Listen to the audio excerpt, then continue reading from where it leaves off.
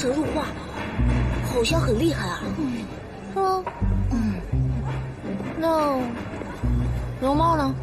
其实此人长居银川，长相粗犷，身材嘛结实。长相粗犷，身材结实。莽夫啊！那我们要不要？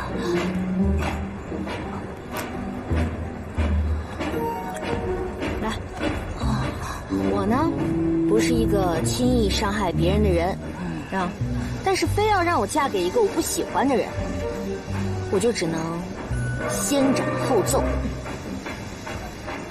等我把他赶出北平之后，我再去找爹请罚吧。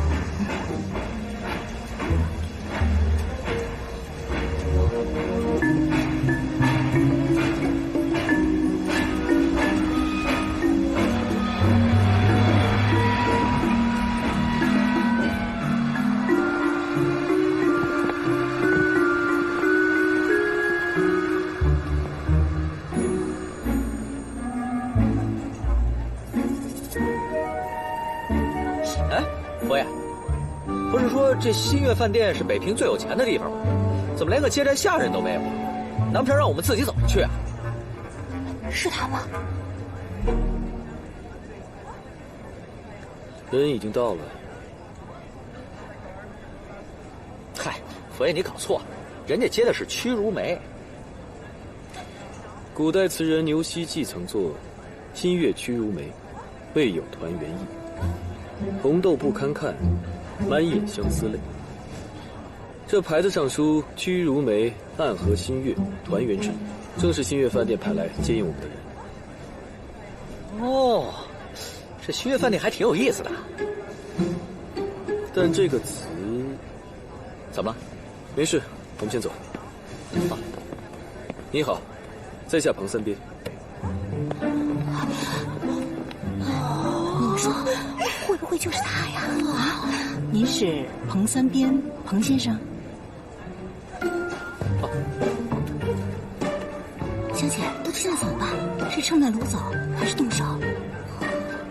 小姐，小姐，小姐，他就是彭三边啊。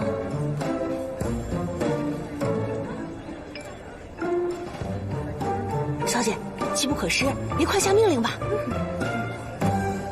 哦，告诉他们撤吧。啊？不是说要绑他吗？对啊，其实仔细想一想，这个彭三边也没做错什么呀。咱们如果对人家下手太重的话，这也不太好吧。而且彭三边看起来好像也没传言中的那么坏，这其中一定有什么误会。你们觉得咱们还没跟人家互相了解呢，就把人家绑架了，这正确吗？不正确。这合适吗？不合适，不合适。这合理吗？不合理，是吧？不如就让我先去跟他聊一聊，再做打算也不迟。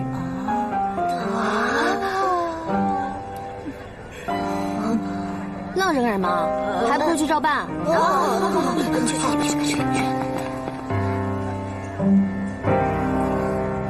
二位，这边请。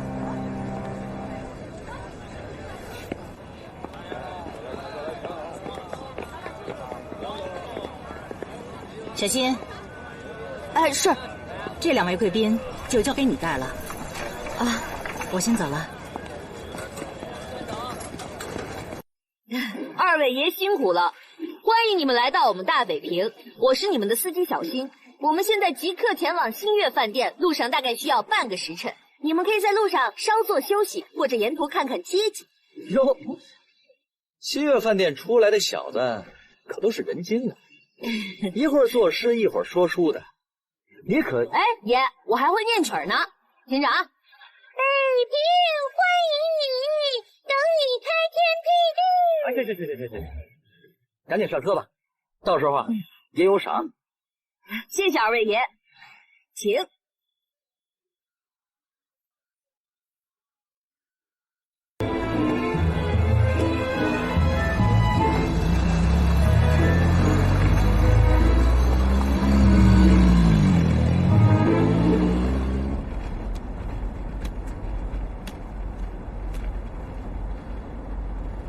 听闻这大西北天气恶劣，经常是飞沙走石，这毒太阳晒得地皮都开了花。可是这二位爷保养的还挺不错的，不知道是不是有什么秘方啊？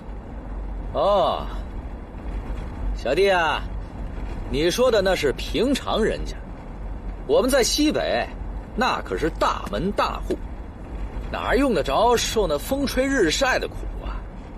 哎，现在不比以前了，像你这样细皮嫩肉的人，在我们那儿多的是。是小的见识短浅了，还请二位爷见谅。那大西北有什么名胜风景吗？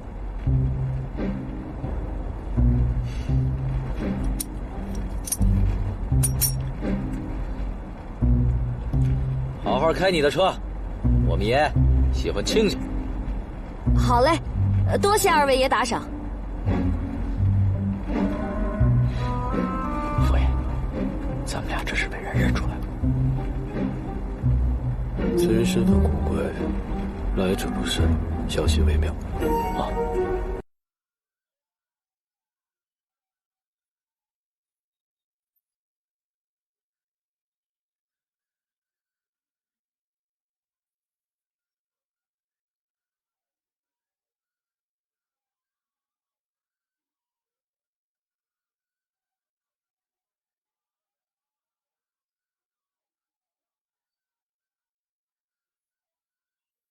林先生，请出示请柬。我已经检查过了，你看一下。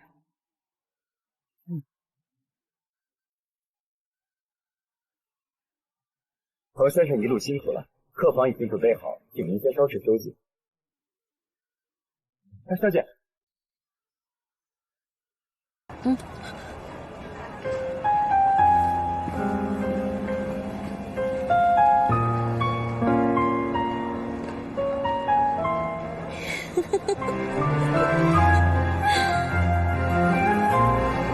我怎么会笑啊？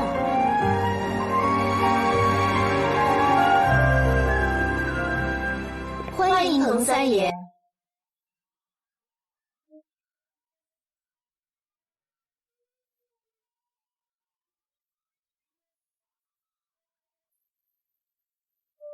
彭三爷，二位的房间都已经准备好了，跟他们上去吧。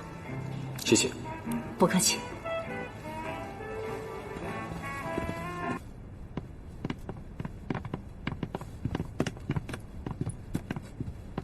两位先生，你们慢慢休息。谢谢。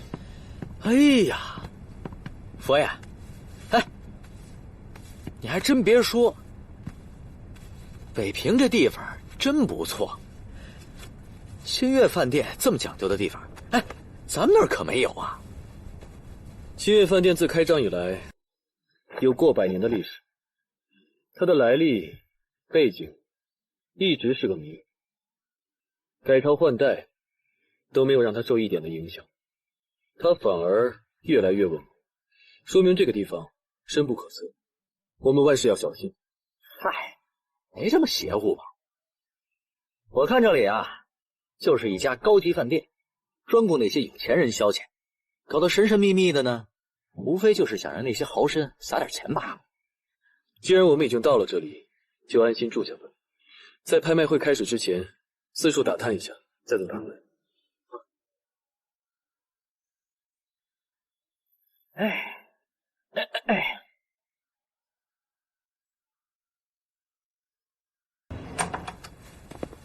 请。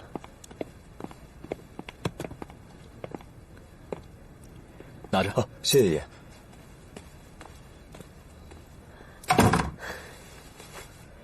想不到北平的旅馆如此雅致。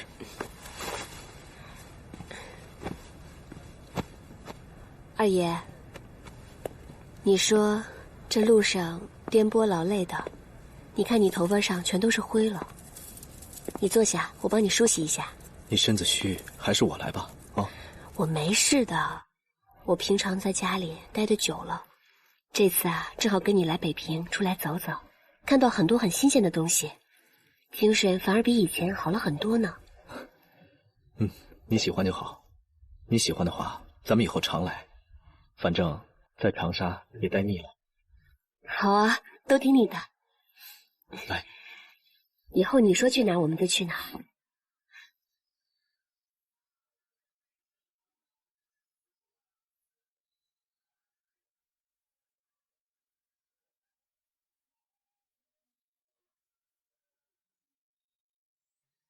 我还是很担心佛爷和八爷。你说他们到了新月饭店，万一要是遇到什么危险的话……哎，佛爷是什么人，你还不知道吗？他这么做肯定有他的道理。别乱想，咱们得小心。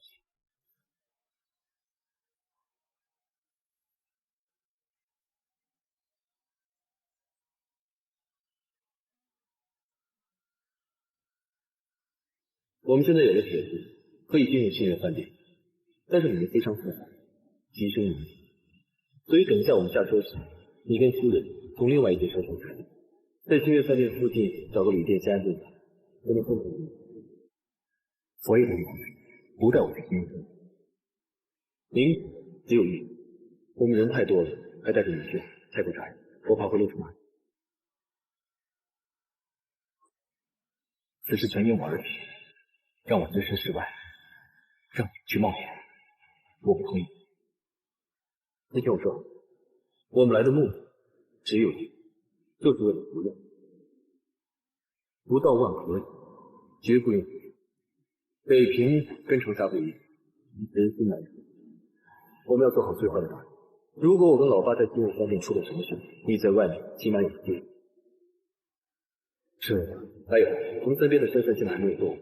若是被别人拆穿了，我跟老爸2个人，还好不是你别忘了，夫人还带着爹。他若跟着我，你能放心得下吗？那我能为你做些什么？把你的全部身家都给我，让我放。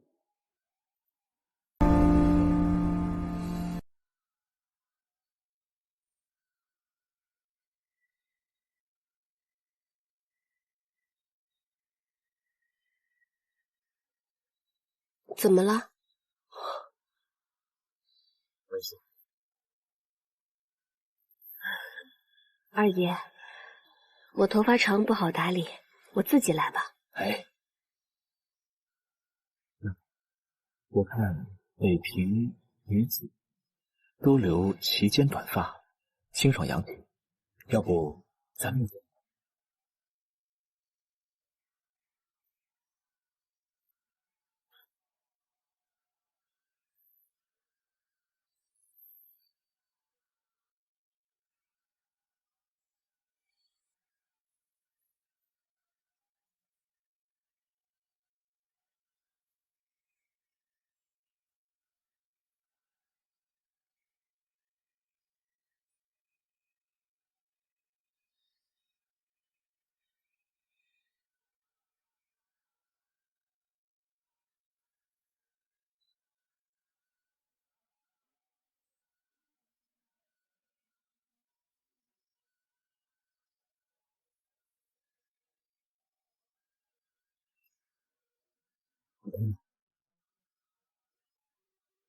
真好看。你说我像不像进步女青年？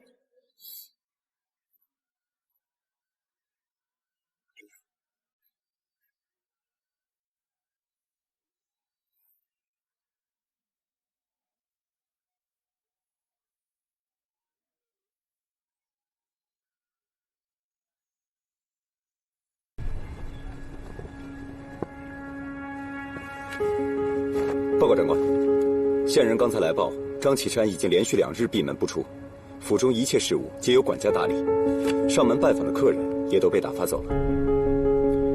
咱们最爱抛头露面的张大佛爷，竟然会闭门谢客，这里面一定有蹊跷。属下也觉得其中有异，我已命人调查了张启山这几日的行程，发现张启山此前曾缉拿过一个犯人。犯人？什么人？此人名叫陈皮，在码头一带颇有一些势力。一个流氓混混有什么重要的？这个陈皮虽说上不了台面，但是他的师傅可是在长沙城里鼎鼎大名的红角二月红，人称红二爷，平日也跟张启山经常来往，十分亲密。竟然抓了自己人，什么罪？张启山手底下的人嘴严，问不出什么名堂，但听班房里的兄弟们提起，说这个陈皮的罪名确实不小，自通日本人叛国。真是越来越有意思。你准备一下这个陈皮，我要会会。是。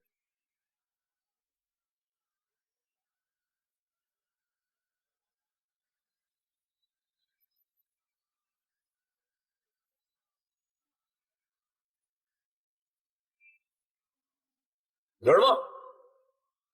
各位好。陈皮关在哪儿？左手边第2间。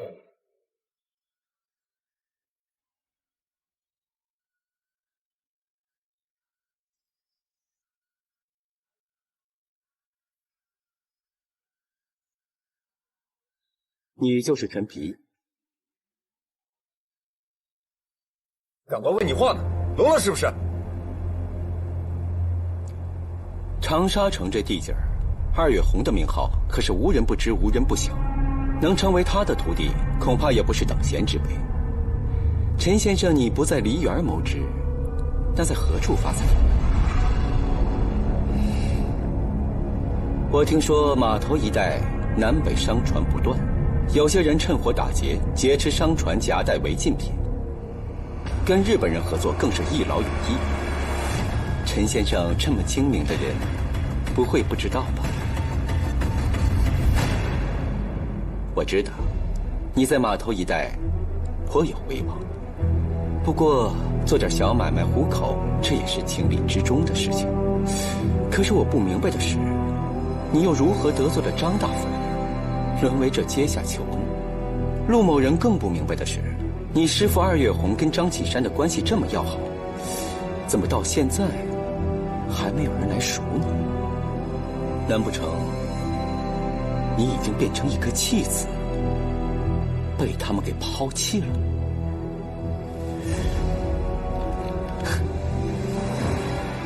陈先生，通敌叛国可是大罪，是要掉脑袋的。不过，我可以给你一个改过自新、将功补过的机会。只要你如实回答我的问题，我就可以救你一条命。如若不然的话，可就不要怪我没有在张大佛爷面前替你求情。还不说？好，我有的是机会让你开口。给我带走。是。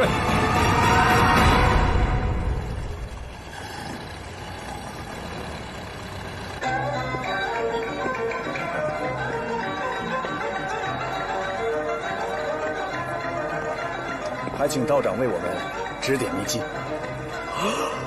我的个乖乖！哎，他来了！来！我跟你说，这个人啊，江湖人称断手里，据说能通天意，可以与鬼神对话，很是受达官贵人的追捧啊。哎，不过他喜欢云游四海，居无定所。你看，可他这时候出现了，还不被别人逮着不放？这个手下福寿路饱满，日后必成大事。你的意思是，你跟他是同行，对吧？啊，你要不要过去打个招呼？哎呦，这佛爷，这我怎么能跟前辈相提并论呢？是不是？谢谢道长。兄弟，道长，我日后必成大事。知道。你知道吗？我刚才一直哎，佛爷，你看，这对双生花可了不起了，花名叫并蒂。他真这么说呀？可不是嘛。这俩不知道从哪儿学的妩媚功夫，专勾男人魂魄，而且是有钱男人的活儿。佛爷，你可得注意了，别被他们盯上了。这要是盯上了，好帅呀！这非得剥你几层皮不可。哎，别说啊，他们这里出来的都是有名气的人，看来这次拍卖会确实有好东西。我告诉你，我们现在看到的这些人呢，不过都是散客，真正的金主还没有出现。哎，那彭三边是属于什么角色啊？彭三边名声在外，但其实见过他真面目的人并没有几个，所以刚才我们进来的时候，并没有人怀疑我们。正是因为这样，他们无法摸清我们的底细，所以没有靠近我们。哎，那别说，我们还挺幸运的，幸好没有遇到彭三边哪个老相好、旧相识之类的，要不然我们就完蛋了。我们进去看看。啊，走。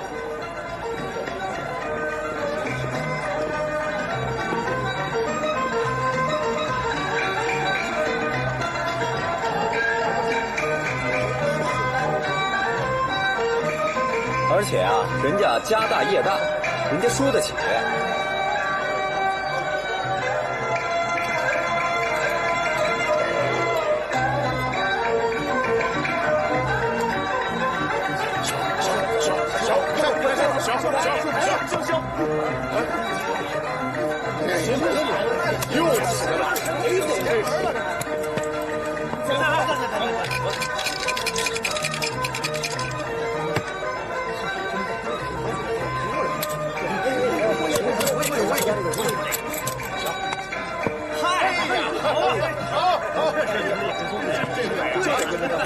哎，喂，这个不是早上来接我们那个司机小弟吗？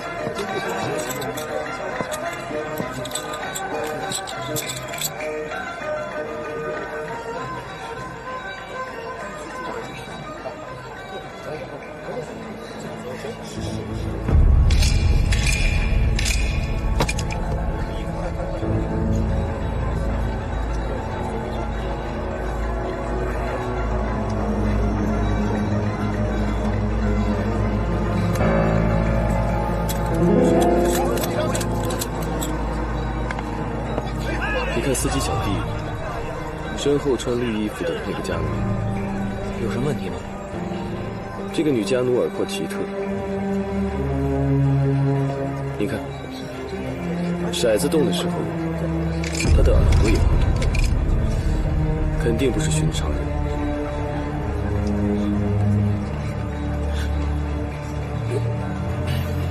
喂啊，他们几个穿绿衣服的，好像能听到怎么说话。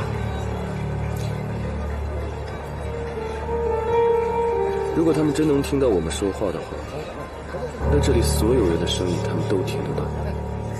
我们现在的一言一行，早就尽在他们的掌握中。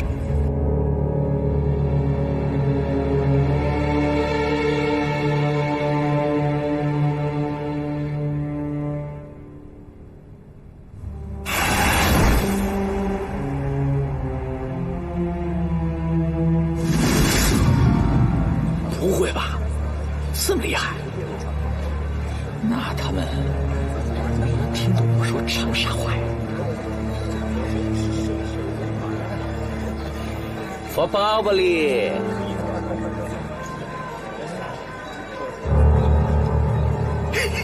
我说什么来着？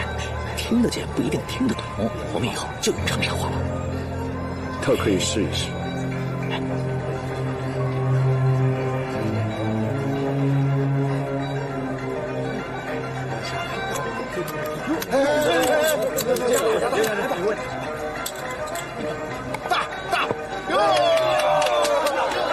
太神了，太厉害了呀！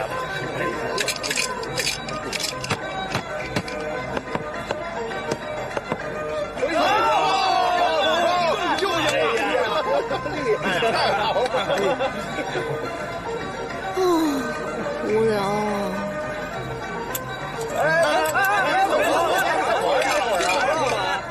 别走啊！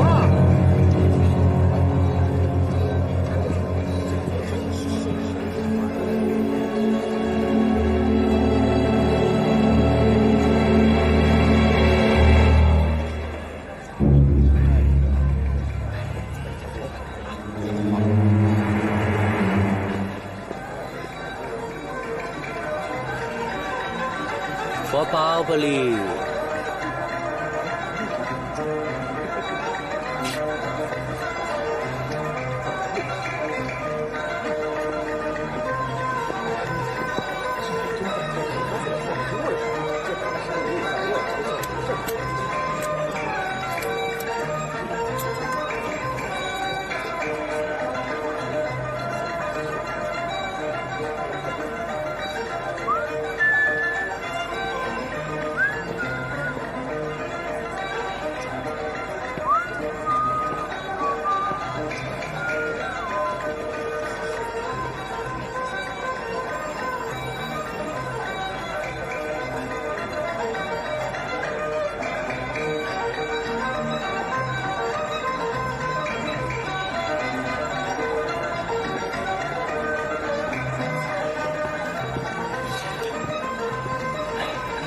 我是高达，哥哥太大了，破开3层楼都是小天地，还有每一层楼都有守卫守执掌柜，而且他们巡视的很频繁。但他们的颜值也不是你的对手。我想看他们，你看，滚子上面不弄的头子，一杆正上，比死不比。哇！哎，我乍看哥的所有的举口都有坚韧看守，都冇办法上去。所以讲，张大哥很有可能就在上面。看来他们对自家的防卫措施特别的自信。我最怕的就是听了跟滚龙桶联合起来，我们还没行动，就会被他们进去。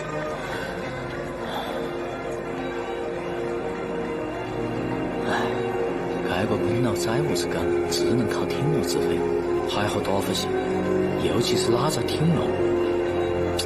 哎耶，想要上到顶楼，除非要那在挺楼能高。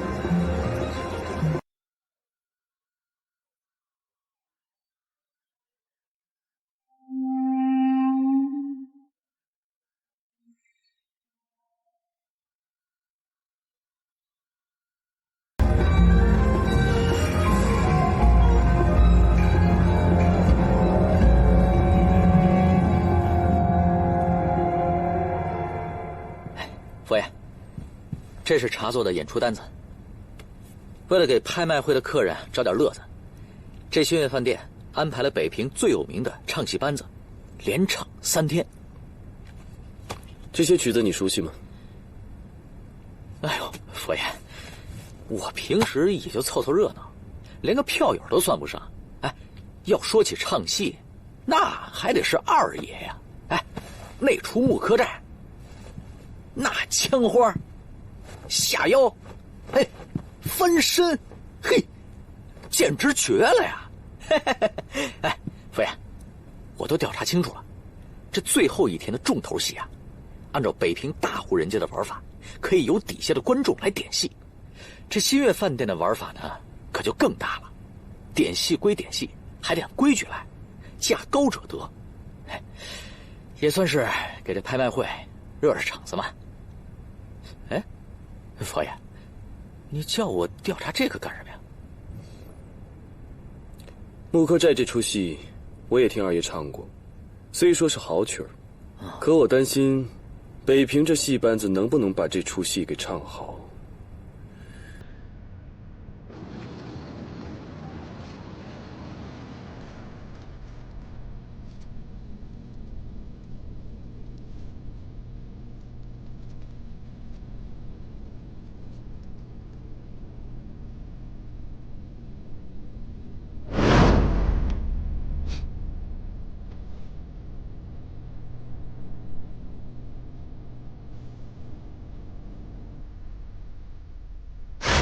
北平有家新月饭店，会拍卖鹿火草。鹿火草能治丫头的病。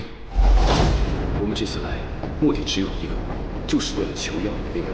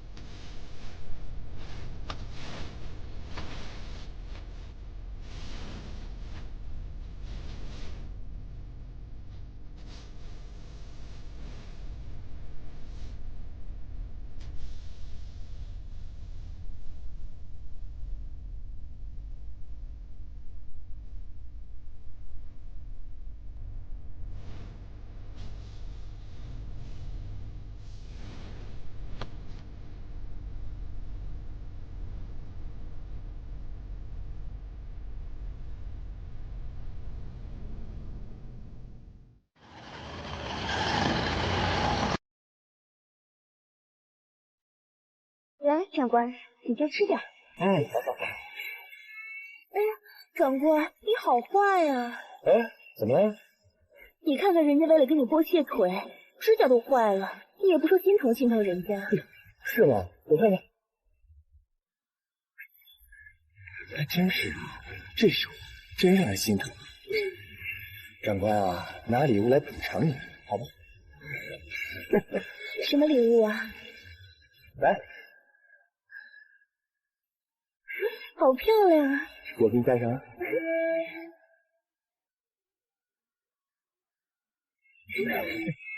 好看，谢谢长官。哎呀，长官，你也太偏心了，人家也要。就知道你心急，都有。看到没？来，长官，长官对我们姐妹两个真是疼爱呢。本官有你们俩，那是人生最开心的事情。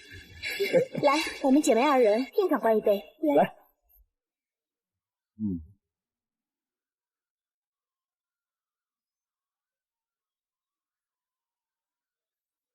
来，来，摆上来看看，看看你们两个谁的漂亮。今天晚上的拍卖一定会很激烈。是，都是一样的。二位，不介意吧？啊，请坐，请坐。好，坐。哎，你说的还真是啊，今天晚上这拍卖一定特别的精彩。那可是。二位啊，你们是否听说过今天晚上茶座可以点戏？哎，价高者得呀！还有这回事啊？哎呦，现在这新月饭店还真会玩啊！是的，你说这商人他就是重利啊！这拍卖会还没开始，就想办法从大伙口袋里掏钱，不就是一出戏吗？我才不上当！嗨，您这话可就说错了。拿下这个重头戏，可是个好彩头。这里啊，不缺有钱人，钱算什么呀？是，关键是这面子金贵，花点小钱，这人前一露脸，这我看是值。哎，有道理，有道理。您花了钱，大伙听了戏，能不承您这份人情是吧？这日后您出了新月饭店的门，这名声可就是立起来了。哎，还真是这么回事。听你这说的还有点道理。奇怪，这话这么说也是啊。你们呀，别以为光有钱就行。这演戏可是有学问的。你讲讲。我们家爷好听戏，我是从他那儿听说的。你们俩可别给说出去啊！哎，你放心吧，你放心。这新月饭店请的可是北平数一数二的戏班子，他们有压箱底的绝活，不轻易演出的。如果要点戏的话，那必定是要点那出《木柯寨》呀。木柯寨，到时候点戏的时候就交给你了。没问题。哦，原来是这样啊！受教了啊！今天晚上我们也是志在必得呀。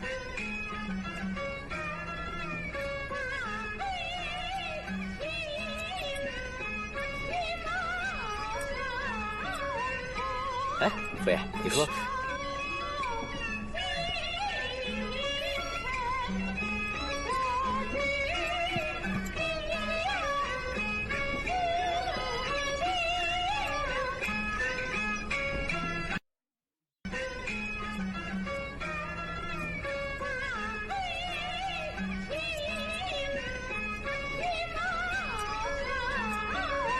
哎，飞，你说。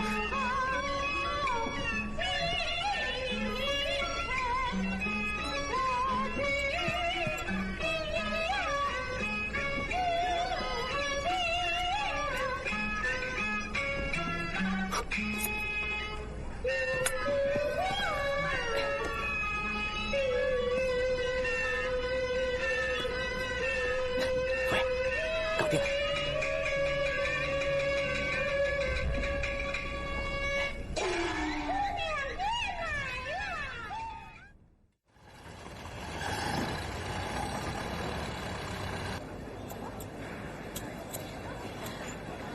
各位贵宾，现在继续我们今晚的压轴大戏——点戏。有想参与的，请开价。我点。这边。你好，有意思。快来。你好。您好，长官，咱们也点个戏吧。拿给他500大洋，随便点，你点吧。谢谢松仁哥。哎，姐姐，那我们点个木柯寨吧。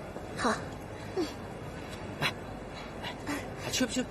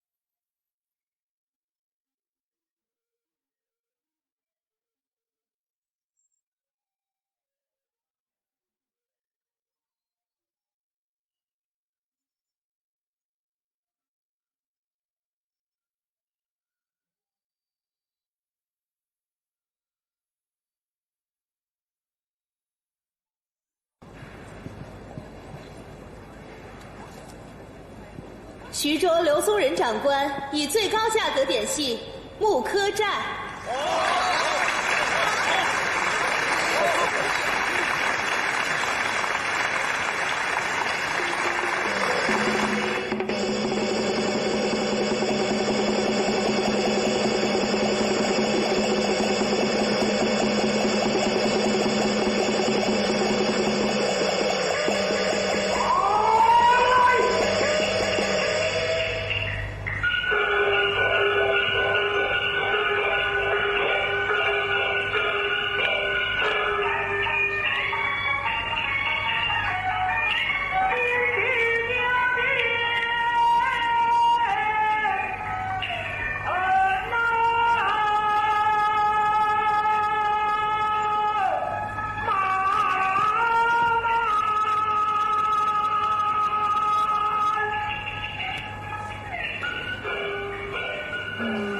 木柯寨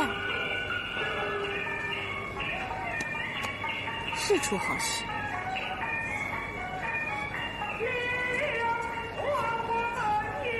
来，彭三兵呢？在那边呢，小姐。啊！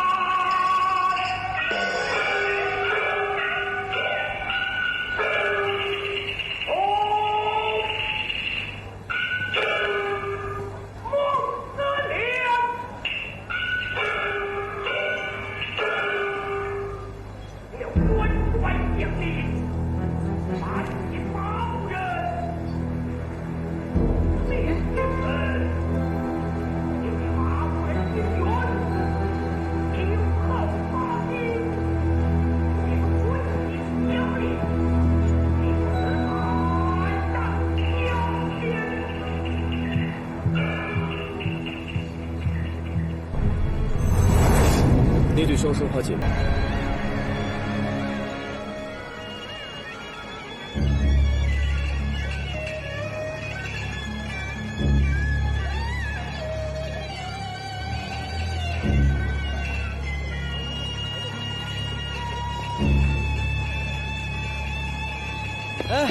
站长，你不能上去。啊，哦，不让进来。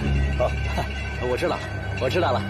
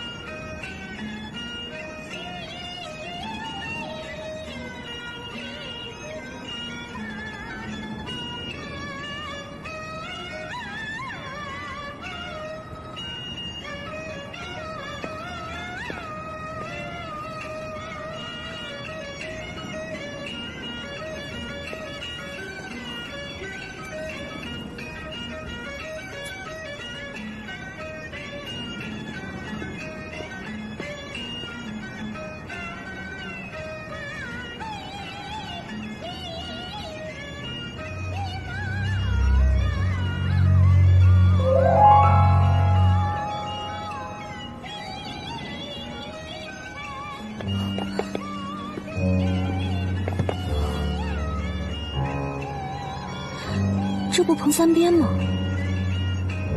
他怎么会在这儿？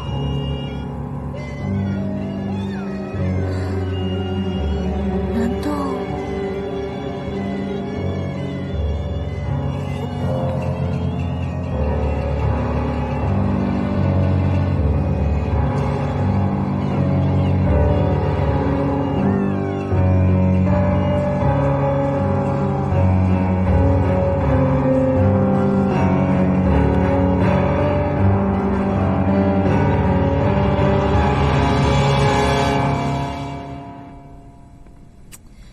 他是怎么上来的？这顾日奴跟听奴怎么一点反应都没有呢？他是来找我的吗？难不成是担心我长得丑，故意来打探我怎么着？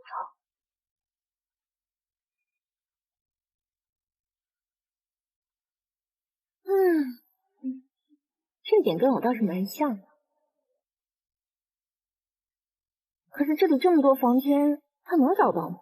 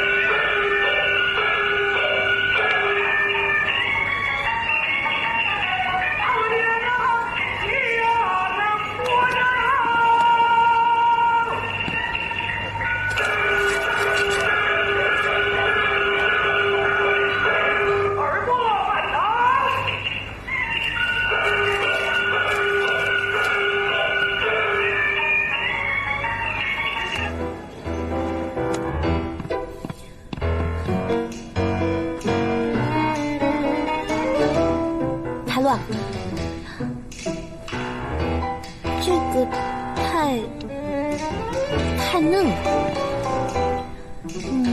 太素了。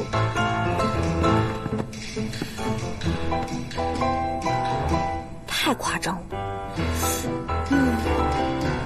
第一次见面还是不要太刻意，自然一点比较好。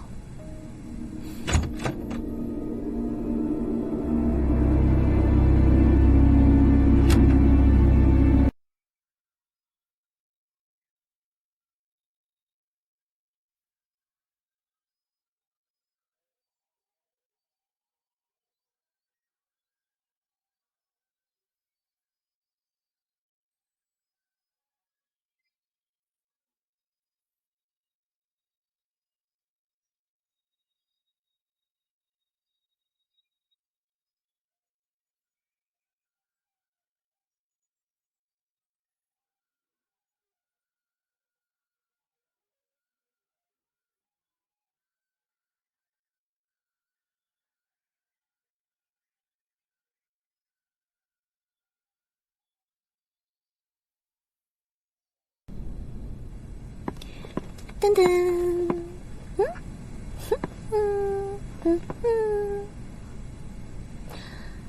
这个人怎么还不来啊？在火车站的时候觉得他挺聪明的呀。好吧，本小姐就给你一点提示。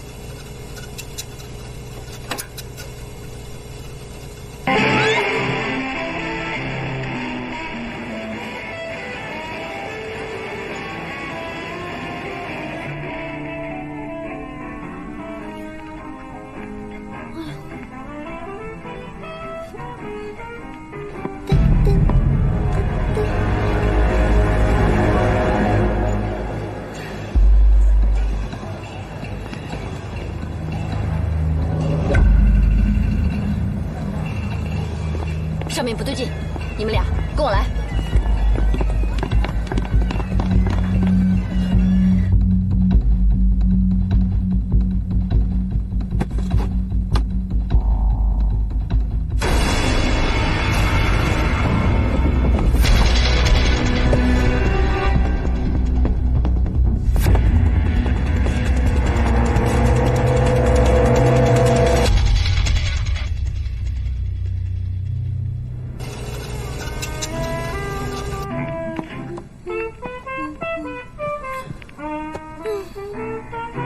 怎么还不来啊？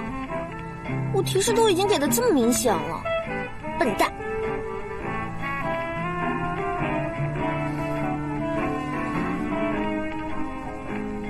他不会走了吧？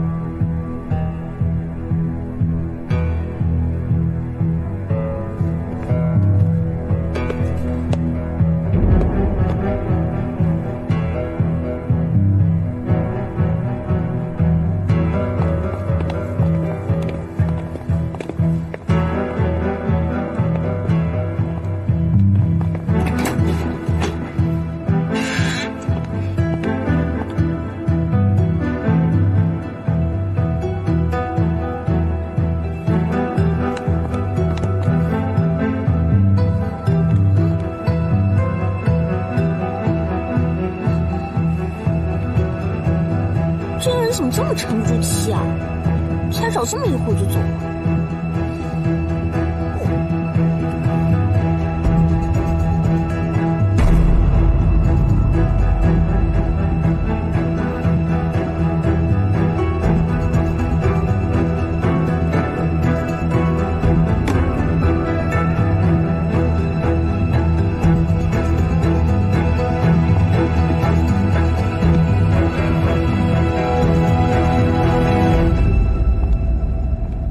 每个收藏家都有自己的收纳习惯，而这里物品众多，为了方便管理，肯定有一定的规律可循。到底是什么呢？不是年代，不是品类，不是材质，难道是按照价值的高低？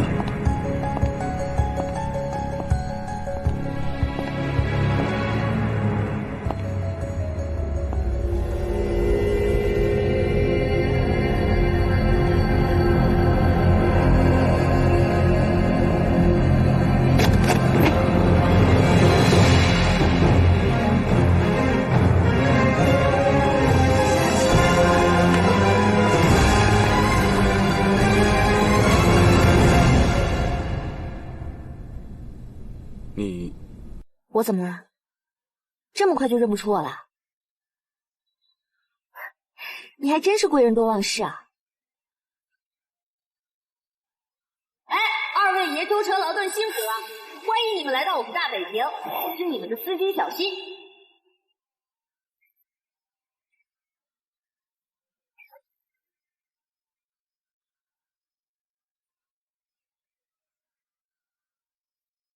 你在这儿干嘛？好奇看看。好奇？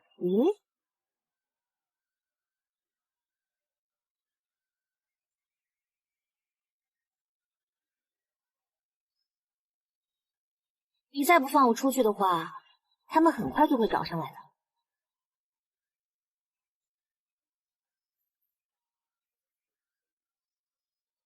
听懂？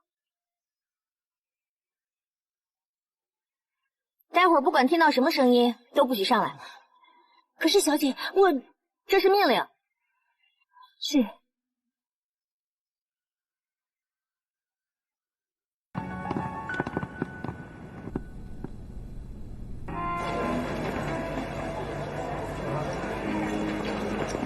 我刚才还看见你带着呢，你也太不小心了。哎，等等。你有事吗？其实吧，我就是……这人真奇怪。走，站住！你是哪儿来的疯子啊？也不看看我们两姐妹是谁，竟敢胡乱搭讪！我看你是活得不耐烦了吧？我只是看两位姑娘行色匆匆，面带倦容，想必是遇到了什么麻烦吧。关你什么事儿啊？狗拿耗子！哎，姑娘，此言差矣。你我相遇，必是缘分。我看你眉间浊气上升，脸上乌云遮盖，嘿，一定是失道，或者有破财的迹象。你是算命的？纯属爱好，爱好而已。那你能算出来我东西丢在哪儿了吗？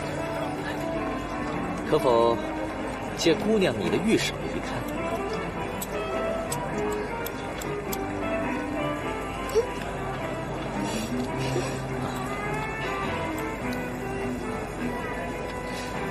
不速之客来，敬之终极，虽不当位，却未打失矣。姑娘，这卦象显示，姑娘东西没丢啊，应该是落在某个地方。这地方啊，有水，有石头。姑娘仔细想想，你们是不是去过这样的地方？或者说，洗手的时候把东西摘下来忘了拿了？我妹妹丢的确实是玉镯，这你都能算出来，真是厉害。啊，我知道了，一定是后院的假山附近，我下午刚去过那儿。就是那儿，就是那儿。多谢大师指点迷津，等我找到了东西啊，一定有重谢。不客气，不客气，不客气。姑娘快去找吧，迟则生变了。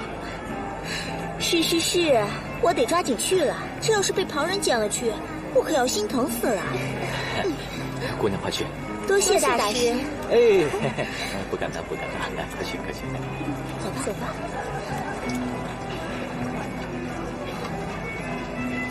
衣着富贵，穿金戴银，怎么可能守得住守不住？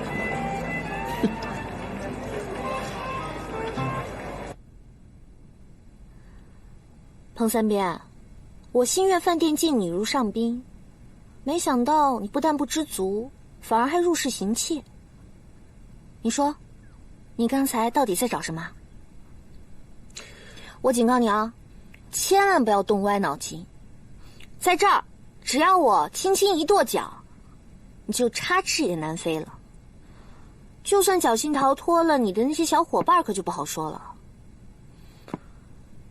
哎呦，没想到你仪表堂堂，竟也是一个贪慕虚荣、鸡鸣狗盗之辈。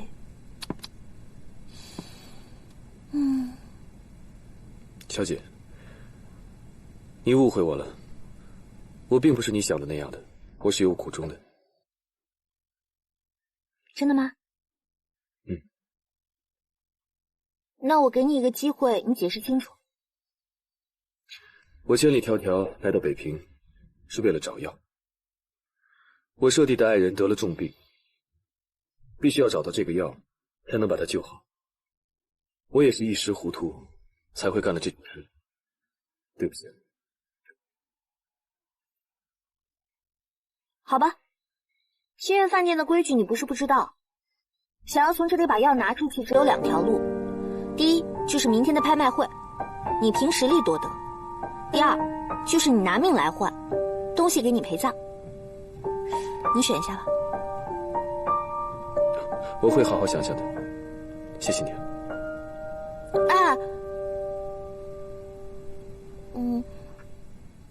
你真的只是为药而来啊？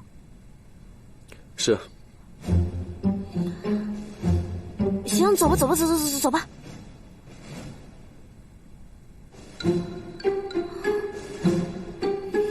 这个彭三扁，明明都知道我是谁，还装作不认识我的样子，气死我了！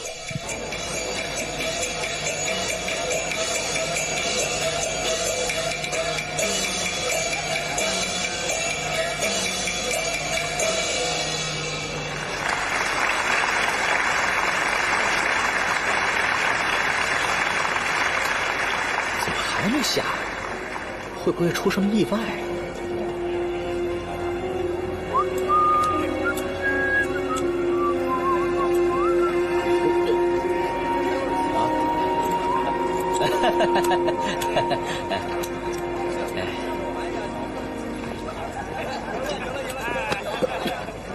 夫人，怎么样？回去再说。好。小姐，刚刚发生什么事了？给我盯紧那个彭三边，还有他身边那个随从。有什么消息，第一时间告诉我。是。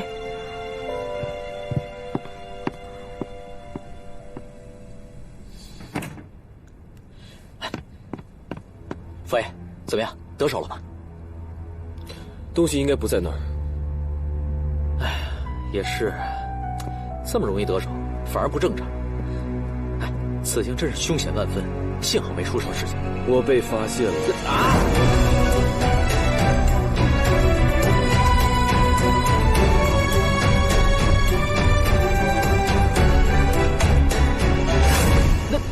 那你跟他们交手了？有没有受伤啊，佛爷？没有。发现我的人没有表明身份。如果我没有猜错的话，能住在新月饭店顶层。听奴，待会儿不管听到什么声音，都不许上来。可是小姐，这是命令。并让听奴听命于他的，应该就是传闻中新月饭店老板的千金，就是接我们来饭店的司机小弟。二位爷辛苦了，欢迎你们来到我们大北平，我是你们的司机小新。我们现在即刻前往新月饭店，路上大概需要半个时辰，你们可以在路上稍作休息，或者沿途看看街景。哎，她是个女的呀。她是新月饭店的人，却不告发我，我也猜不透她在想什么。哎呀，这个千金小姐，怎么总是出现在我们周围呢？看她的样子，跟彭三边也不像是旧相识。难道我们是有什么情报疏漏了？我也不知道。哎，药既然不在藏宝阁，那必定是在其他地方被严加看管起来了。哎，佛爷，那咱们接下来该怎么做呀？偷肯定是行不通的，剩下最后一条路，拍卖会，光明正大的买。哎呀，看样子这回咱们真得出点血。今天我还看到日本人了。日本也来了，奶奶的，他们真是阴魂不散。他们来这个拍卖会，肯定不是为了那几件小玩意，是冲着最后的3味药来的。他们来凑什么热闹？真是的，一帮土鳖，他们打公益吗？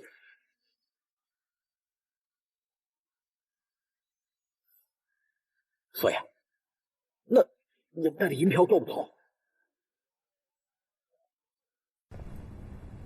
哇！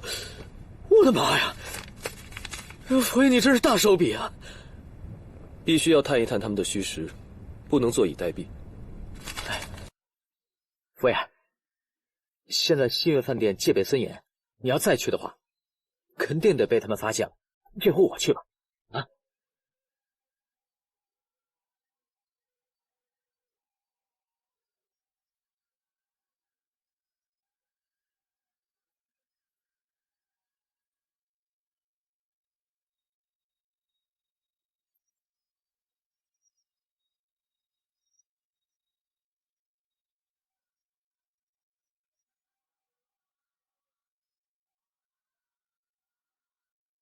会长，这边请。会长请。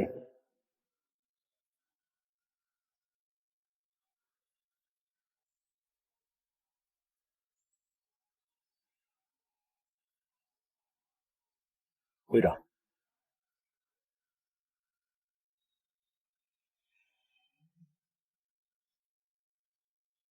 好，这次用于拍卖的资金准备好了吗？是，都已经准备好了。得益于总商会的支持，资金充裕，绝对没有问题。很好，中国文化博大精深。这次用于拍卖会的东西，用中国话来形容就是可遇而不可求。这会是一项很好的投资机会。是。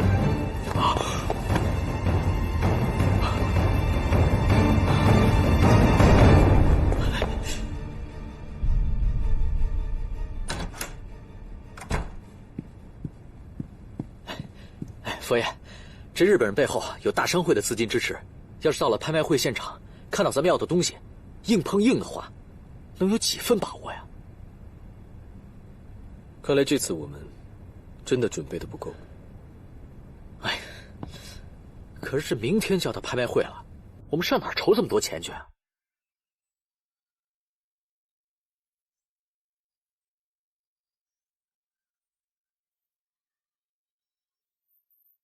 报告，请。北平来的加急电报，请您过目。维修，通知一连，紧急接后。是。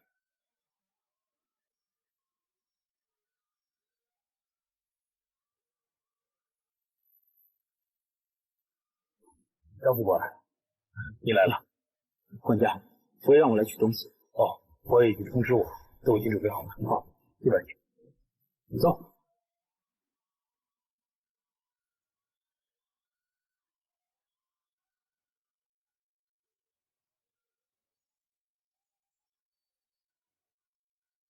都准备好了，先在这里。一切不落，有办。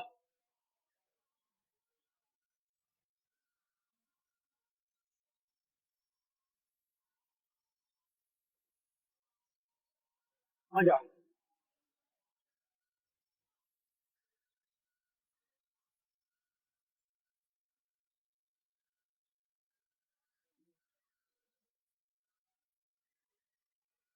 又赶走了。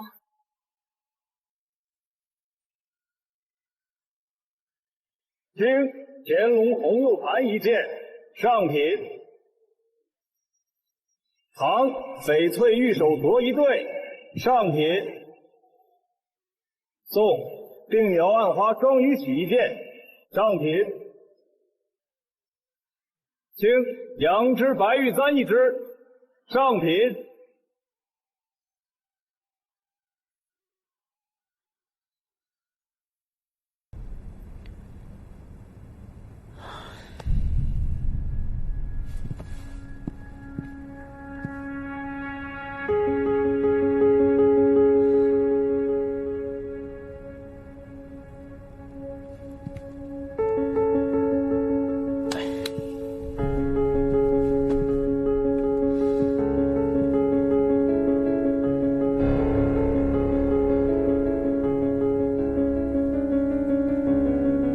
各位，看仔细了啊，这上半身担保额度可是够大的，但是这次佛爷急用，咱们可是为佛爷出了血本了。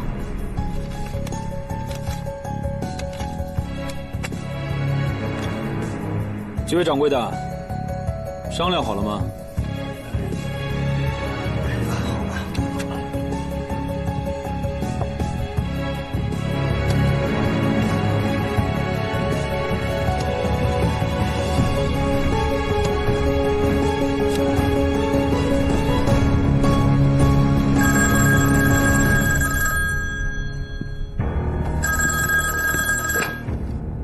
佛爷，都准备妥当了。好。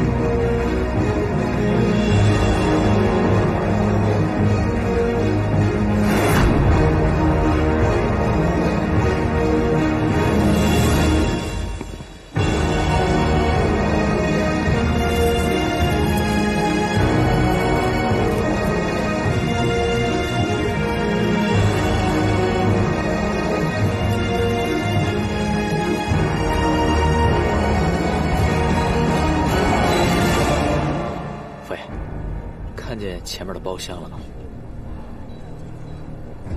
隔壁的那个包厢，像是满清后人。哼，过气的王爷辈了，手里有几个余钱，不足为惧。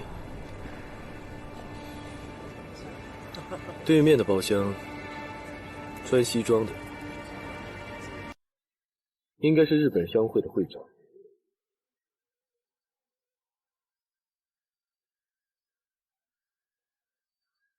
哎，这旁边的这屏风后面，应该有，搞得神神秘秘的，肯定有人。你看，静观其变吧。哦，各位贵宾，拍卖会马上就要开始了。拍卖过程中，请大家保持安静。我们为大家准备了拍卖品的照片，仅供参考。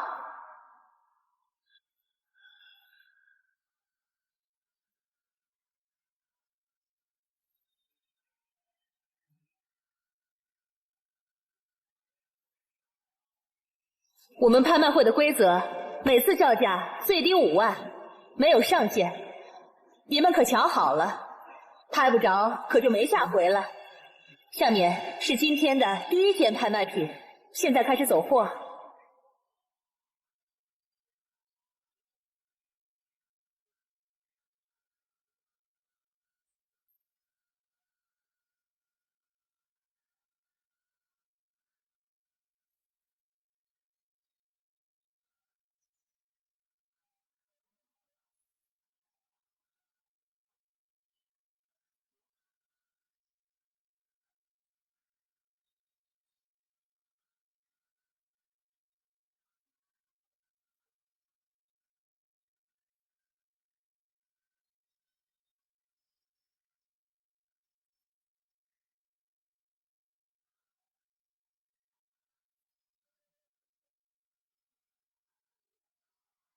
现在竞拍开始，开始了，长官，我们也拍一个吧。那你叫价吧。3命票。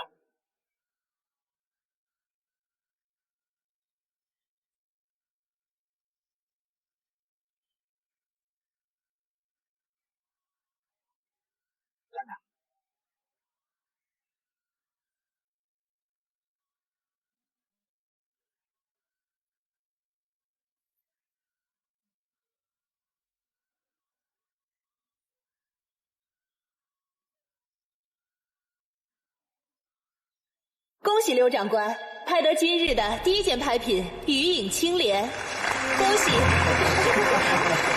谁呀？谁呀？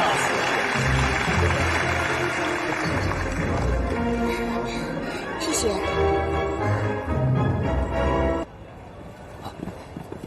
请问阁下是哪位？可有请帖？少给我啰嗦！我告诉你，里面有个假冒的彭三鞭，把他给我叫出来！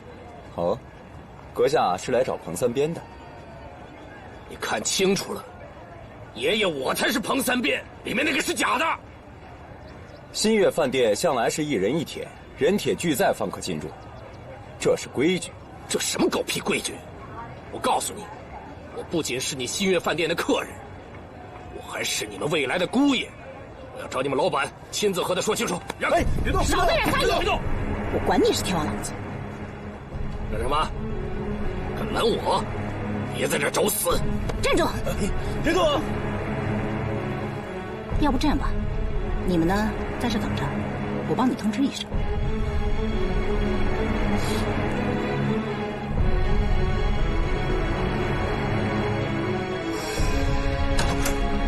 小姐，不好了不好了，门口有人要硬闯。那把他轰出去不就行了？有什么大惊小怪的？可是门外那个人自称是咱们未来的姑爷，叫彭三鞭。啊！小姐，不好了不好了，门口有人要硬闯。那把他轰出去不就行了？有什么大惊小怪的？可是门外那个人自称是咱们未来的姑爷，叫彭三鞭。啊！小姐，有2个彭三鞭，其中肯定有一个是假的。外面这个说的颇有几分道理，还愿意当面对质，而里面那个确实奇怪了。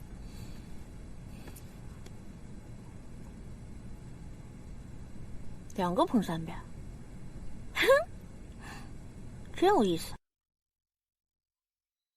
既然这样，我就亲自去问清楚。你们把他带到偏厅。哦，千万不要惊动任何人。是。小姐，这事儿真的不需要禀告老爷吗？这可关系到您的终身大事啊！快去快去啊！哦。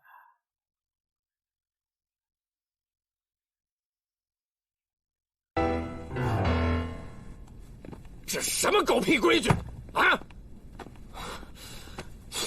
老子跟你们说了多少遍了，老子才是真正的西北彭三鞭。老子在来的火车上，名帖被2个小毛贼给偷了。奶奶的，其中一个还是长沙名角，叫二月红。我告诉你们，他们来新月饭店一定图谋不轨，心怀叵测。什么戏子二月红？没见过，你见过吗？没见过。嘿，我告诉你们，他们肯定在新月饭店。我这个彭三鞭如假包换，我可以当面和那2个人对质的，以证我的清白。你们管事的人呢，把你们当家的叫出来。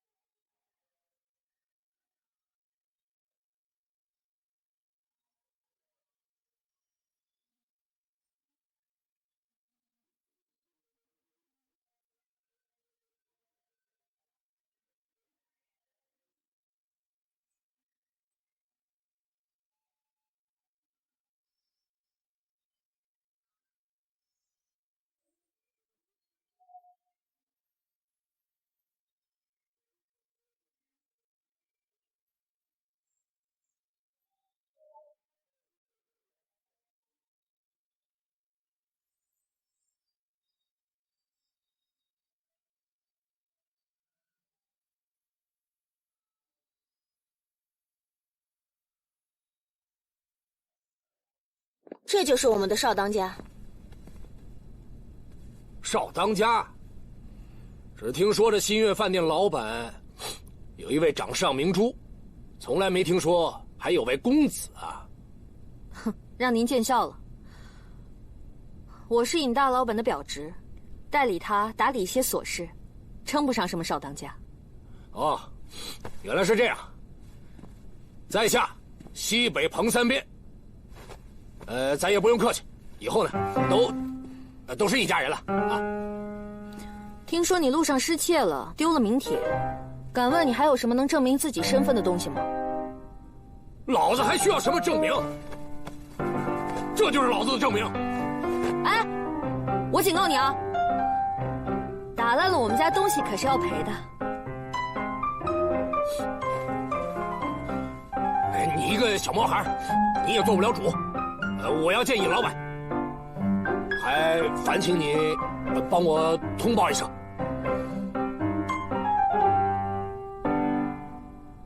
哦，我现在去通报。你们两个好好招呼他。请。不客气。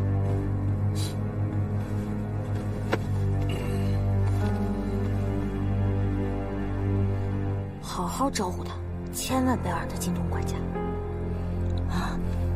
啊什么？听不明白啊？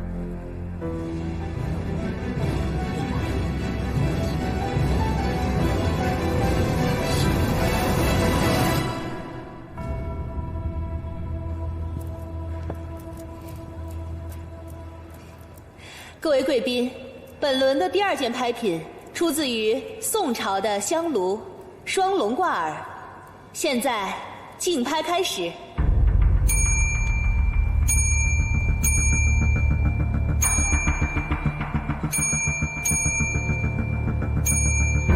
接着拍。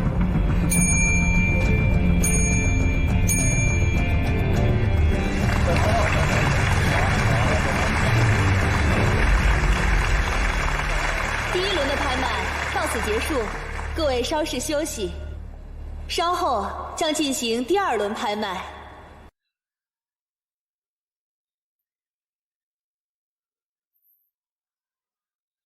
哎呀，喂，这铃铛叮叮咚咚叮当响，震得我脑仁儿都疼。哎，你说这白花花的银子就这么出去不见了，我真搞不明白你们这些有钱人的玩法。第2轮才是重头戏，我看这个拍卖起价还得再高。才刚开始你就受不了，我有什么受不了的？花这又不是我的钱。哎，可见二爷没来是明智的，眼不见为净。这么花，他不得心疼死？二爷只心疼夫人，也不知道夫人的身体。拍的佛仙草，怪不得不就是有救的。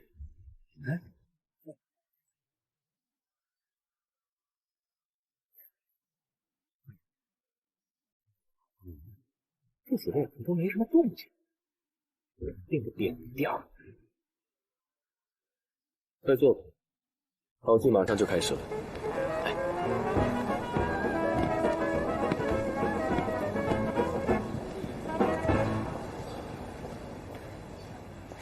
各位贵宾，本次第2轮拍卖还有一个特殊的含义。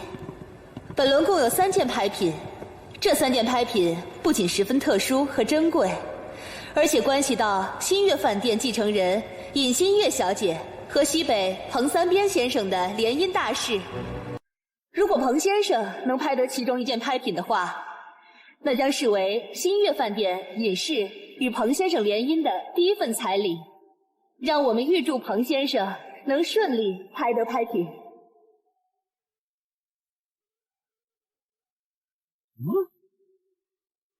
怎么就是回事没听你提起过？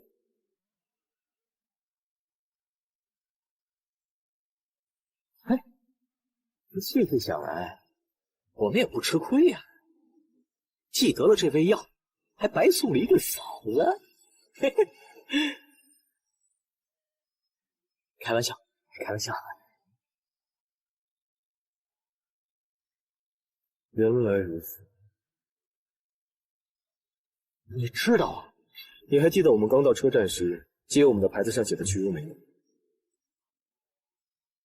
当时我就在想，这首诗用于新月饭店是不是略显小气了些？原来还有这么一个意思。新月屈如梅，未有团圆意。红豆不堪看，满眼相思泪。终日披桃瓤，人在心儿里。两耳隔墙花，早晚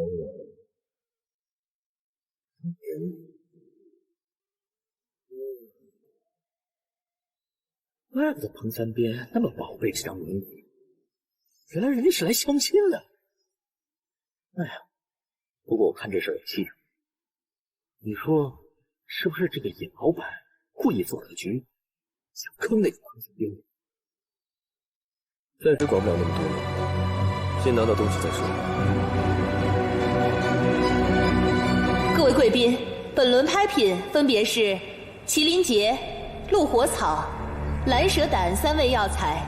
由于此3味药材需要特殊方法保存，为保证药效，在拍卖期间暂由新月饭店代为保管。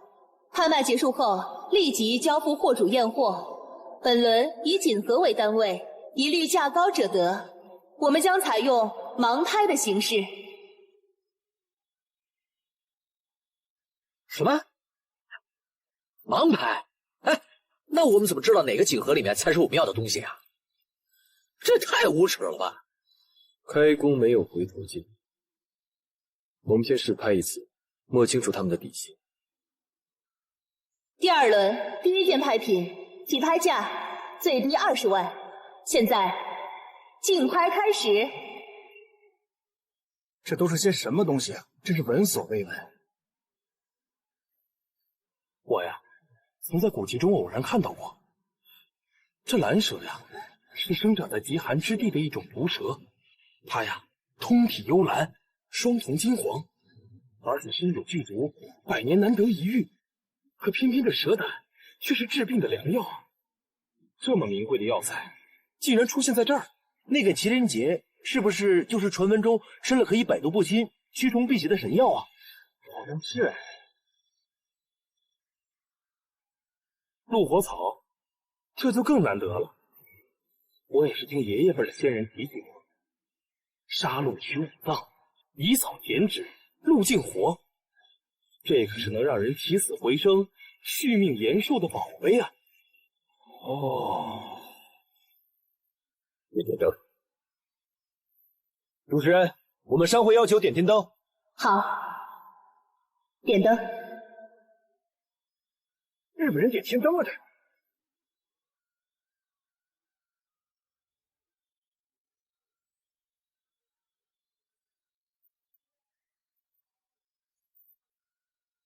爷，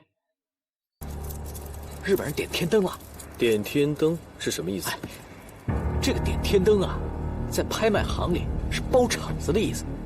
无论这一轮卖的是什么东西，出到什么价，都由这个点天灯的人来出钱。你的意思，这锦盒就归他们了，是吧？哎呀，是这意思。不过什么？他们点天灯，那咱们也可以点，2家斗灯，价高者得。爷，不过您得想清楚了，这天灯一点呢，咱们小半数的价钱可就没了。哎呀，这话又说回来了，咱们不斗灯也不行啊。这架不住哪个锦盒里边就是我们要的药呢，是不是？哪里有什么3选1，一个都不能放过。点。来，点灯。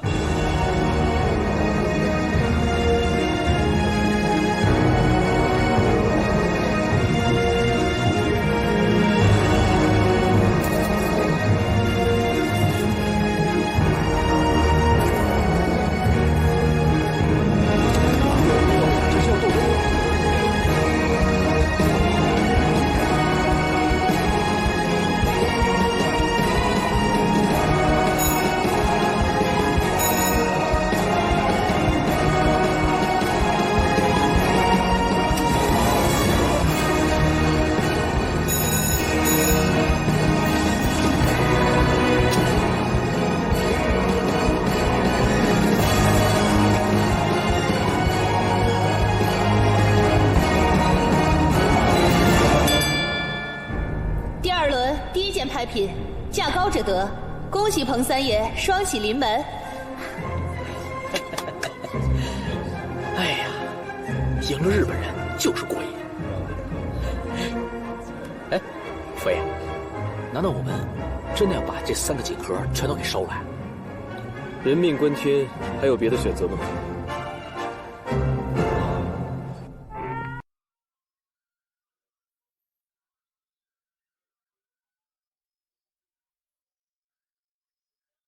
彭三爷，这儿有热茶，您喝着。我们主子很快就到，您好好休息，我先告退了。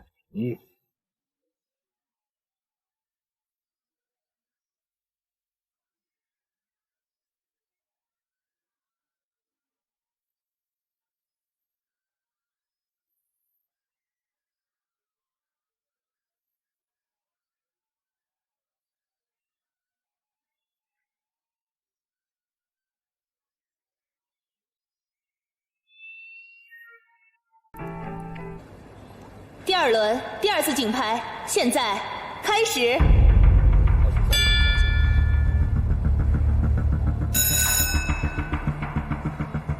等，他们到底是想干什么？是为了买药，还是有其他的目的？这彭三边跟日本人无冤无仇，他们不应该是冲着咱们来的呀。他们自己也说了，就是想拍下来，转手卖个高价吧。一旦锦盒落入日本人的手里，再想拿回来，可不是花钱这么简单的了。点灯。又点。点灯。哎，真够行的。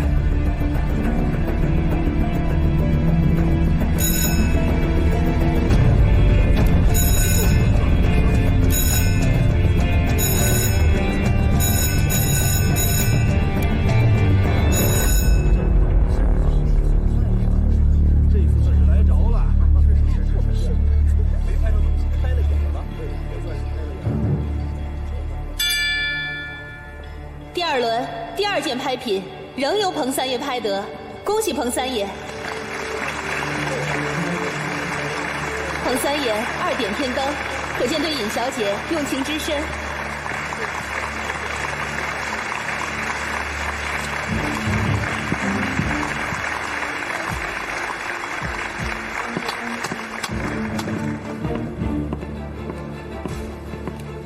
彭三爷，打扰了。我们是来提醒您一下，您在本店的担保金额已达到上限，如果您不能提高担保金额，您将失去本轮的竞拍资格。知道了。好的。爷，咱们这次玩大了。立即通知长沙方面，我家里还有东西，继续筹钱。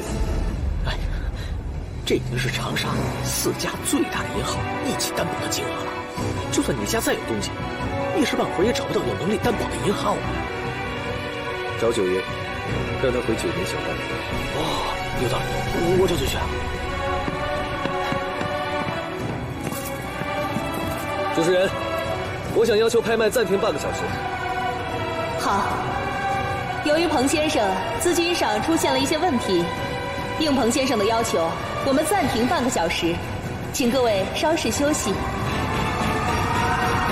谢谢。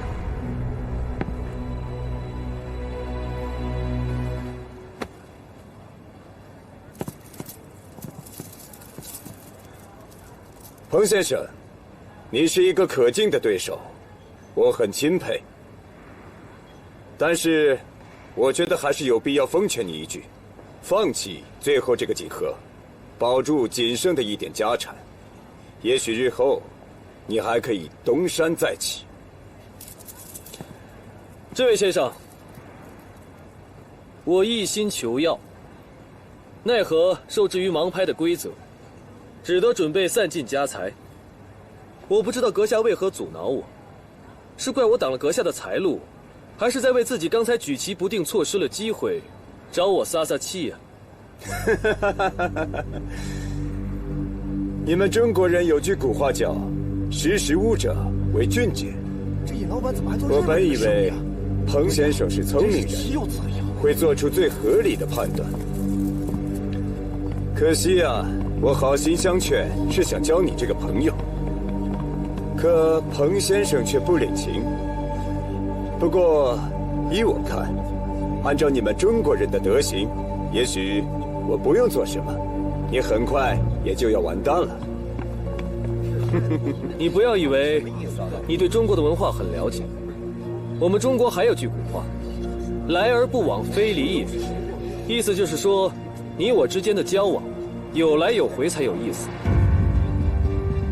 别以为你在中国吃了几天中国菜，学了几句中国话，就自以为很了解中国了。连我们在场的人，你都未必能征服得了。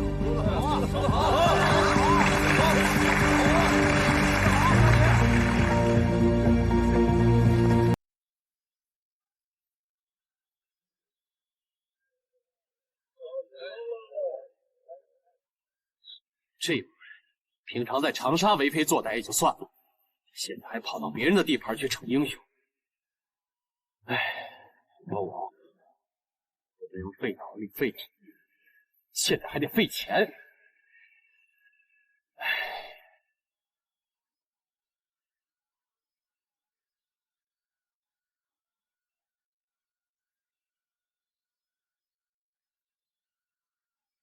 喂。二叔啊，查查我还有多少？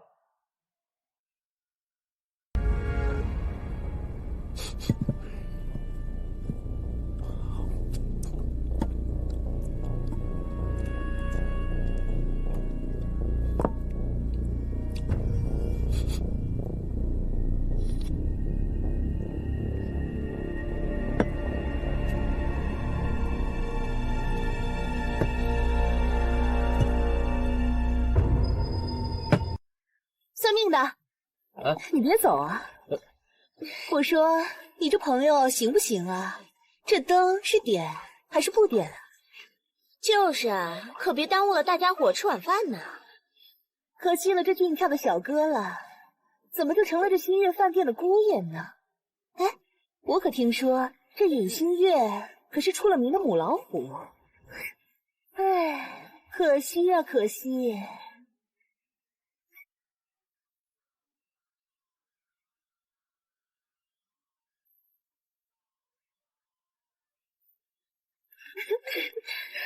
够不够？不够还有。够。昨天你帮了我一回，今天要帮回你。谢谢啊，谢谢。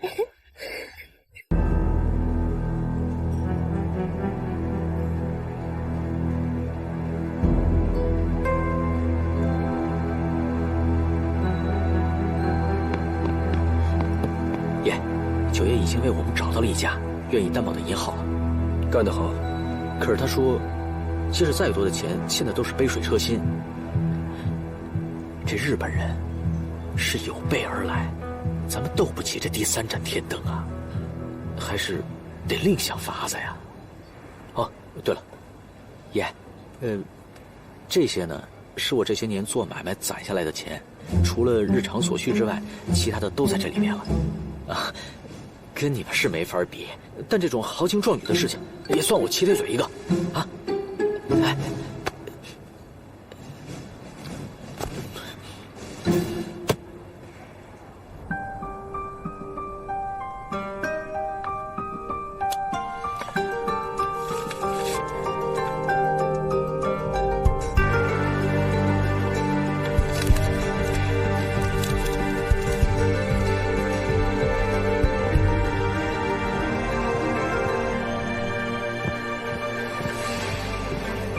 九爷，马上把这封信用电报发给日本商业监察会的部下去。是，九爷。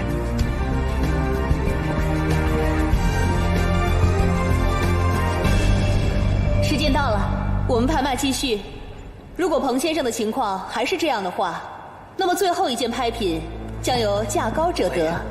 打扰了，这是我们家贝老爷让我给您送来的，请您笑纳。我们爷还说了，这些都是身外之物，花就花了，别太当回事儿。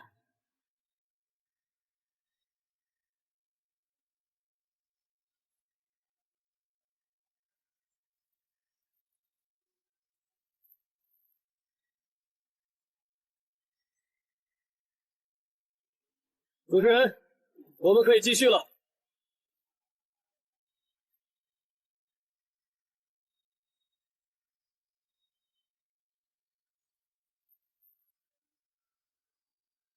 点灯。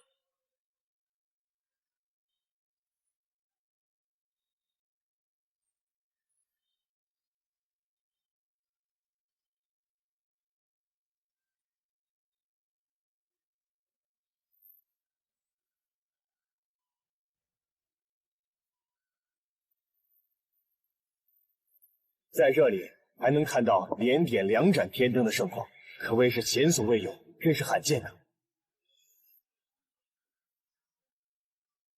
日本总商会居然停止了资金供应，为什么会这样？可能是这次投资风险过大，总部不予通过，暂时冻结所有流动资金，只能等您亲自去介绍。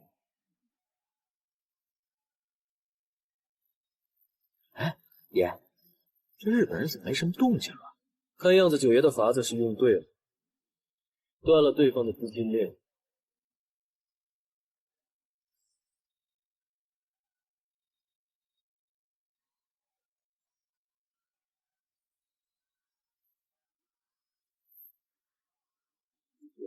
中国人搞的。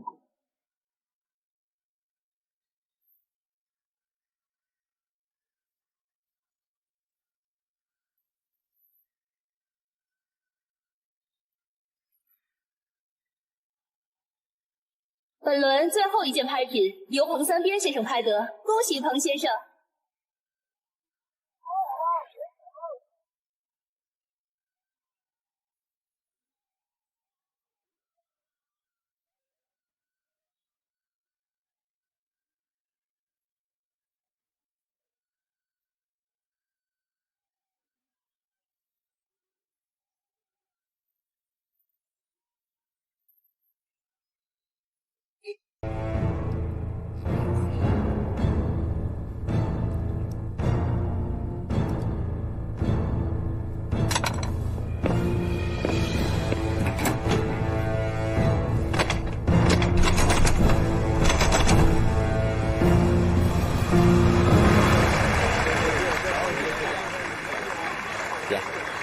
这次还真是众望所归呀！不知道咱们这是幸还是不幸啊？本来是3选1，结果却是3个锦盒都在我们的手上，奇货可居。你说这买卖做得值吗？哎，恭喜了！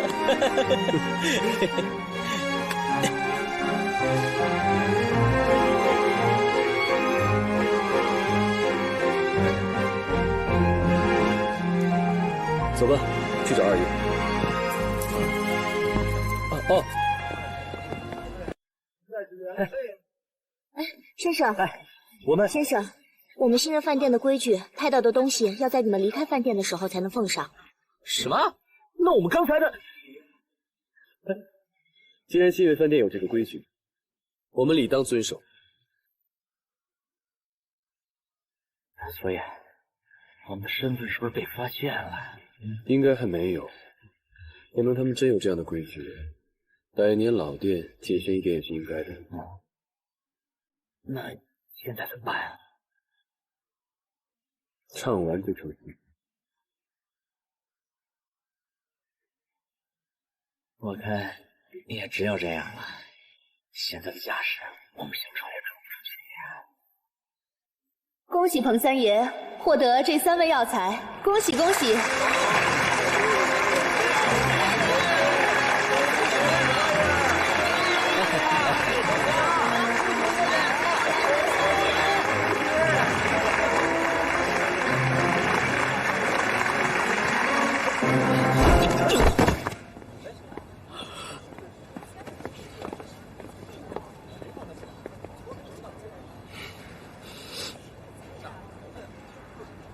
太不把老子当回事了！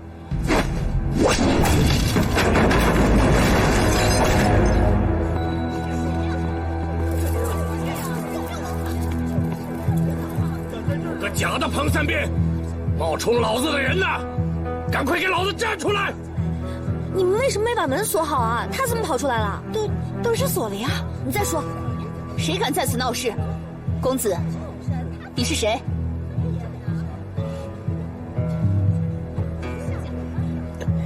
怎么把这厮给忘了？赶快找二爷，让他带夫人到火车站跟我们会合。只怕二爷没拿到药，不肯走。你叫他放心，药我一定会带给他。哦，那你自己小心啊！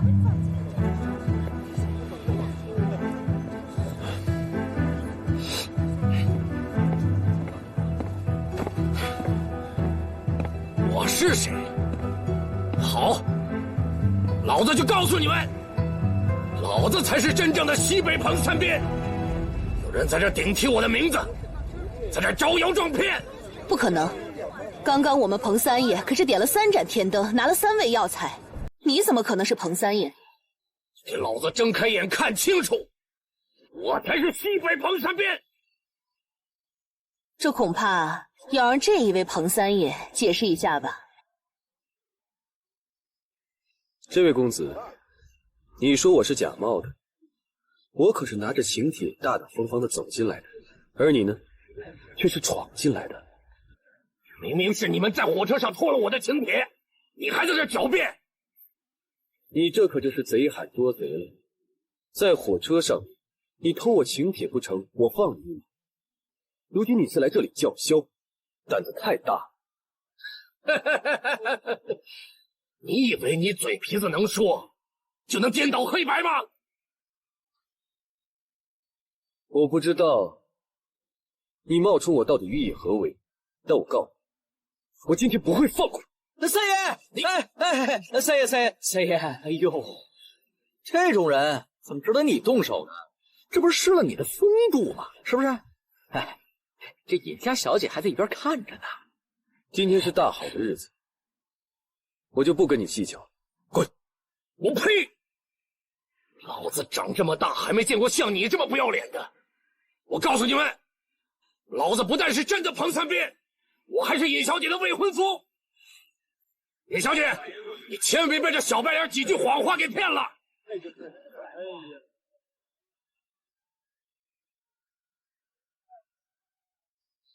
二位公子，你们不要逞口舌之快，你们一人一句，哪句真哪句假，我们可不知道。请帖可以偷取，甚至可以伪造。既然你们都说自己是彭三边，那么如何证明？身份的事可非同小可。这位公子，刚刚在拍卖的时候，您可是以彭三边的身份拍下我们的3味药材。如果您的身份真的是假的，那么今天的拍卖将会被作废。您拍下的3味药材也恕不奉上，您的天灯可是白点。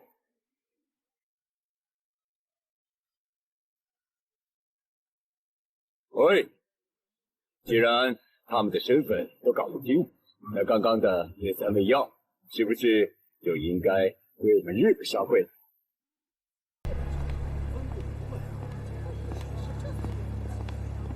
这3味药，我彭三边要定了。至于怎么证明我自己，还请小姐想一个证明的办法吧。喂，尹小姐以前又没见过我，怎么想办法？我倒是有一个办法。你有什么办法？说出来听听。这江湖上都知道我彭三边是西北人，那我就说几句家乡话给大家听听。他大舅、他二舅都是他舅，高桌子、地板凳都是木头，都是他舅，哎，都是木头。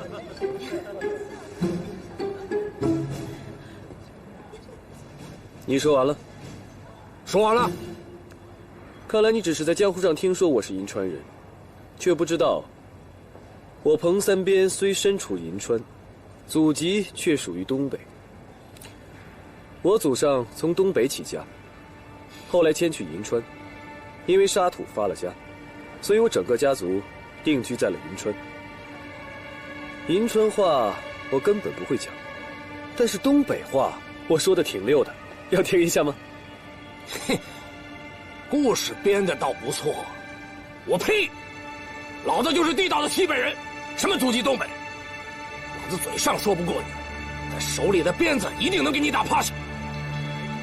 不敢和我比划比划？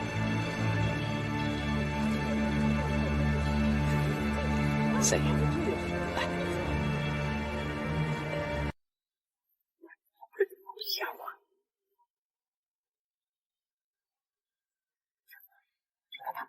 我知道了，别的事下去。你鬼主意不是最弱，别总是不是鬼主也没有用。但如果他要是看得见呢？比就比啊！啊，我们三爷可是鞭法了得呀，只是不屑于你这等小人动手而已。哎，你看这里这么多达官贵人，要真是伤到了谁，你怎么负得了责吗？这轮到你说话了吗？哎，我看他就是不敢比。嘿，比是一定要比的，哎，但是呢，不能放开了比。什么叫不放开了比？你傻呀？这比武动静这么大，哎，我们三爷要是真比起来，这新月饭店的楼顶都要把他掀了。再说了，这不是要给尹小姐面子，是不是？嘿嘿，好，好，好，行，那就依你，怎么比？这里应该有习武之人，习武之人都知道，鞭术好的人耳力极佳。我建议挪出一块空地，我们蒙上眼睛比试，毫发无伤者为胜，还要将周围的灯光熄灭，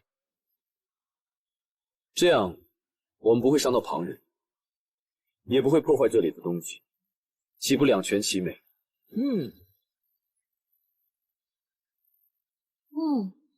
这位公子说的没错，我这新月饭店一事一物都价格不菲，你要是碰坏了一二，我可是会心疼的。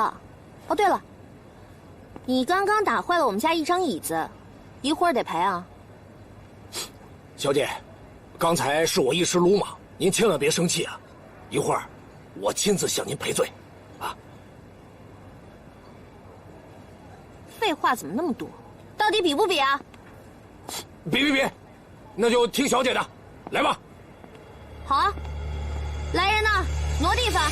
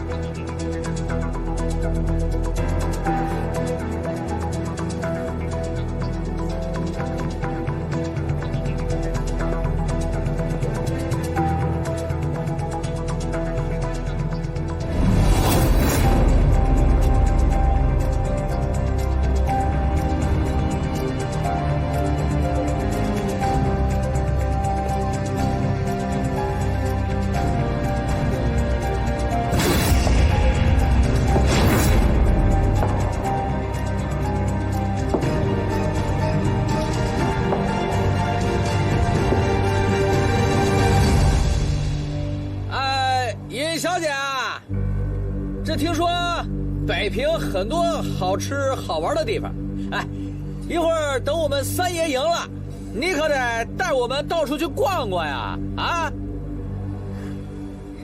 那当然啦。